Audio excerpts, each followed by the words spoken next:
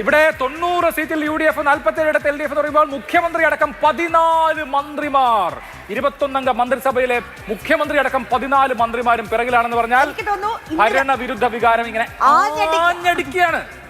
അരുവിക്കര മണ്ഡലത്തിൽ 4 റൗണ്ട് കഴിയുമ്പോൾ G Stephen 241 വോട്ടുകൾക്ക് മുന്നിട്ട് ലീഡ് പിടിച്ചിരിക്കുന്നു. ആദ്യഘട്ടത്തിലൂടെ VS ശിവകുമാർ ആയിരുന്നു, ഇപ്പോൾ ലീഡ് പിടിച്ചിരിക്കുന്നു. രതീഷ്, വലിയ UDF കാറ്റാണെങ്കിൽ അരുവിക്കരയിൽ എങ്ങനെയാണ് ഇപ്പോൾ LDF-ന് ലീഡ് തിരിച്ചു പിടിക്കാൻ പറ്റുന്നത്? Something is happening. പൂഞ്ഞാറിലും ചങ്ങനാശ്ശേരിയിലും LDF ലീഡ് ചെയ്യുന്നു.